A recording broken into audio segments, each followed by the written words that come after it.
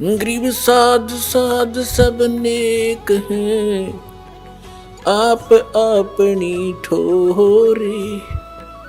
जो सतलोक ले जावेंगे वो साधु कोई और।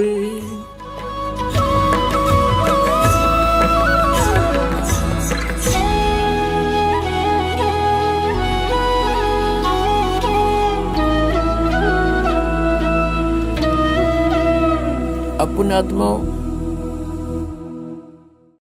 श्री शिवदयाल जी को कोई ज्ञान नहीं था।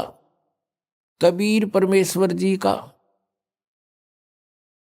ज्ञान चुरा के और ये स्वयंभू संत बन गए। इनका कोई गुरु नहीं था। श्री शिवदयाल जी का आगरा पन्नी गली के अंदर ये रहते थे। इनके घर पर श्री तुलसी साहेब जी हाथरस वाले एक संत थे, वो भी स्वयंभू संत थे। और उन्होंने भी कबीर परमेश्वर की वाणी को पढ़ा था। कबीर परमात्मा की वाणी को पढ़कर उससे अपना अनुभव साथ में मिक्स करके अपनी पुस्तक अपने सतर के ज्ञान की पुस्तक बना दी उसने, घट रामायण। उसने पूर्ण रूप से परमात्मा को निराकार सिद्ध किया है और परमात्मा का प्रकाश ही प्रकाश है। सचखंड के अंदर परमात्मा है नहीं, वह आत्मा जाकर के ऐसे लीन हो जाती जैसे बूंद समुद्र में। और यही ज्ञान इस राधा स्वामी पंथ वालों के पास है। तो उसने एक और कंसेप्ट क्लियर कर रखा है घट रामायण भाग 1 में 27 पृष्ठ पे श्री तुलसीदास हाथरस वाले ने कि पांचों नाम काल के जानो। जो पांचों का नाम इस राधा स्वामी पंथ में प्रदान किए जाते हैं श्रद्धालुओं को, श्री तुलसीदास हाथरस वाले ने कहा है ये पांचों नाम काल के हैं। और फिर इनसे हटकर बताया है कि 2 मंत्र और हैं, एक सतनाम है, एक आदि नाम है। सतनाम के बारे में वो परिचित नहीं था खुद भी श्री तुलसीदास हाथरस जी वाले, कि वो 2 अक्षर का होता, वो 2 अक्षर से परिचित नहीं था। उसने सतनाम को सतनाम ही बता दिया। और आदि नाम से भी परिचित नहीं था तुलसीदास हाथरस वाले। तो श्री शिवदयाल जी ने वही ज्ञान वहां से सुनाया और फिर अपना हठ योग करके कई वर्षों तक 15-16 वर्षों तक कोठे में कोठा यानी बंद कमरे के पीछे कमरा, उसमें बैठ के हठ योग किया। उसको कहते हैं इसको सुरत शब्द अभ्यास किया। इनकी बुद्धि देखो। और ये शब्द किसको मानते हैं? अंदर जो आ रही है आवाज धुन, उस पर ध्यान रखना, उस पर सुरत लगा के रखना, ये सुरत शब्द अभ्यास कहते हैं। ये सुरत शब्द अभ्यास ये नहीं है।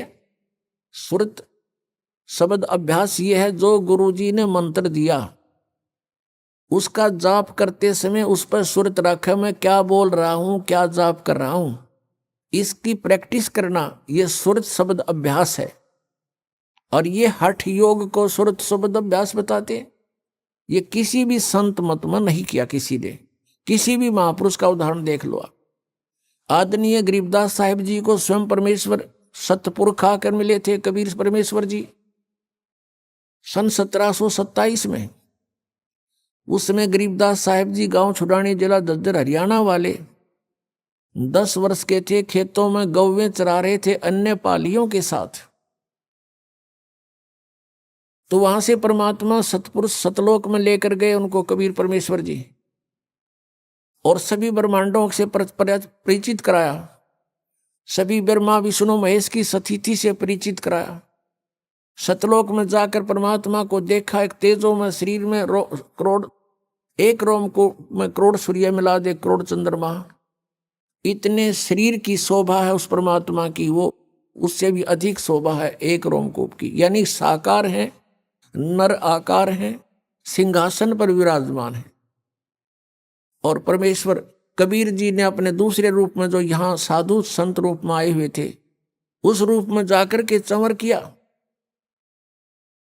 तो गरीबदास साहिब जी ने सोचा, उनकी आत्मा ने सोचा कि परमात्मा तो तख्त पर बैठे ये हैं और यहाँ का ये महात्मा कबीर कोई इनका चेला चपटा होगा, नौकर होगा।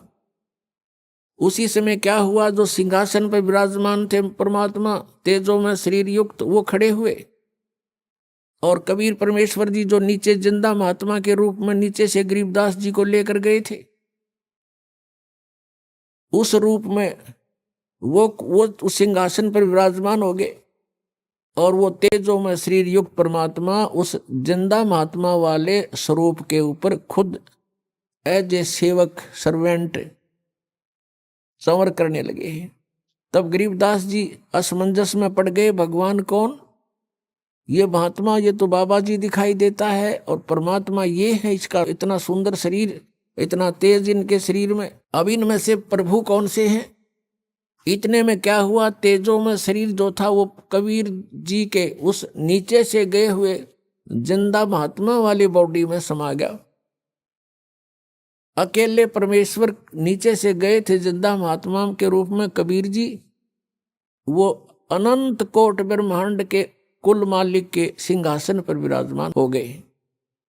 तब परमेश्वर ने कबीर जी ने उसको बताया, आदरणीय गरीबदास साहिब जी को, कि बेटा मैं काशी शहर में 120 वर्ष जुल्हाए धानक की लीला करके आया हूं और वहां मैंने वाणी लिखवाई है, लेकिन जनता ने उन अज्ञानी ऋषि महर्षियों मंडलेश्वरों के अज्ञानता के कारण मेरे उस ज्ञान को स्वीकार नहीं किया और बीच में लंबा समय हो गया है, अब 200-250 वर्ष हो गए हैं, इन काल के दूतों ने उस कबीर पंथ की कबीर वाणी में भी कुछ एक्स मिक्स कर दिया है, उसमें भी कुछ प्रक्षेप कर दिया है। अब दोबारा से तो मेरा ज्ञान बोल दे, मैंने तेरे को तेरा ज्ञान योग खोल दिया, दिव्य दृष्टि देती है।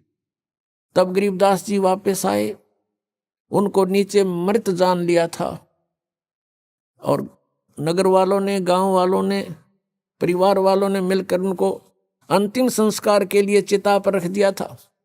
उसी समय परमेश्वर कबीर जी ने वो आत्मा वापस उस बॉडी में भेज दिया और एकदम गरीबदास जी खड़े हो गए। उसके बाद उन्होंने जो जनसाधारण लैंग्वेज बोलते थे वह छोड़ दी, जो साधारण लैंग्वेज वहाँ के अपने क्षेत्र की, और परमेश्वर के द्वारा फीड किया हुआ ज्ञान बोलना शुरू कर दिया चौपाई और दोहों के माध्यम से। हम सुल्तानी नानक तारे दादू को उपदेश दिया, जात जुलाहा भेद न पाया ये काशी माहे कबीर हुआ। अब उन्होंने आकर बताया कि जो बनारस में काशी में जो कबीर साहिब थे, जो जुल्हाए रूप में, ये पूर्ण परमात्मा है, परम अक्षर ब्रह्म है, सतलोक में शरीर है, मनुष्य सदृश इनका शरीर है और मैं आंखों देख कर आया हूं। और फिर गवाही दी है कि हम सुल्तानी नानक तारे दादू को उपदेश दिया, मेरा भी उद्धार किया, गरीबदास साहिब जी कह रहे, और अब्राहिम सुल्तान अधम बलक बुखारे के बादशाह का उद्धार किया, श्री नानक जी का उद्धार किया, दादू जी का उद्धार उन्होंने किया। वो उनको आकर मिले ऐसे जैसे मुझे मिले थे और उनको भी सचखंड दिखाया था, सतलोक दिखाया था, वहां पे छोड़ा था। और फिर मुझे सतनाम दिया, उस सतनाम के जाप से मोक्ष होगा। और एक सार नाम है, उसको आदि नाम भी कहते।